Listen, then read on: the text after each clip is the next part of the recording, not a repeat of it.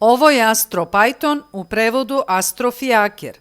U klipu koji sledi slušate horoskop za april, maj i juni 2026. godine za osobe koje imaju znak ili podznak u biku.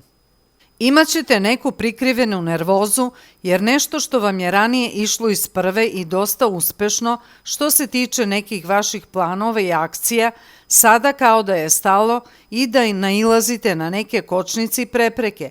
To je zato jer morate da menjate neke stare načine rada i shvatit ćete da morate da promenite nešto u vezi vašeg posla ili da menjate posao. Dosta od vas će to osetiti kao neku veliku potrebu, kao poriv koji ne možete ignorisati. Ovo će više osetiti oni koji su na početku znaka, a posebno na početku podznaka u biku, a ostali malo kasnije. Neki od vas su se odlučili da idu u inostranstvo. Na početku ćete imati puno prepreka koje treba da prevaziđete, ali kako vreme bude prolazilo, vi ćete se sve bolje i bolje snalaziti. Zato nemojte previše brinuti, sve će biti dobro. Ako očekujete neke dokumente, onda sada ćete ih dobiti. Možda u vezi nasleđa ili u vezi nekih kredita i investicija. Neki od vas će polagati za vozački ispit i kupiti auto. Dobro bi bilo da idete na neke kurseve, jer bi to bilo vrlo korisno za vas i za vašu budućnost.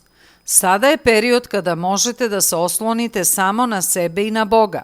Sada plaćate neke svoje dugove ili karmu iz nekog od prošlih života ili od ovog, pa savjet za vas bi bio da nesebično pomažete drugima, jer pomažući drugima pomažete i sebi. Moguće je da ste imali i da ćete još imati neke troškove u vezi vaših prijatelja i bliskih rođaka, a neki vaši prijatelji ili vaša sestra i brat moguće je da su stupili u brak ili dobili dete ili će se to desiti sada u ovom periodu. Očekujte da vam osoba za ljubav sama pristupi ili će vas sama naći. Možete upoznati preko posla, vašeg ili te osobe, ali i preko prijatelja, pa i preko društvenih mreža kao Instagram, Facebook, TikTok i tako dalje. Možda se upoznati i na nekom putovanju. Recimo, prilazi vam osoba i počne da priča sa vama, a vi se osjećate kao da vam je nešto odjednom postalo kristalno jasno da je to osoba koja vam je srodna duša.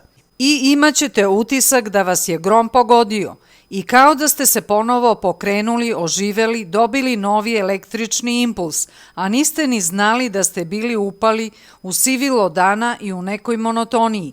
Ipak ćete biti zadovoljni, zaljubljeni i srećni, pa ćete vrlo brzo početi da razmišljate o braku i o deci.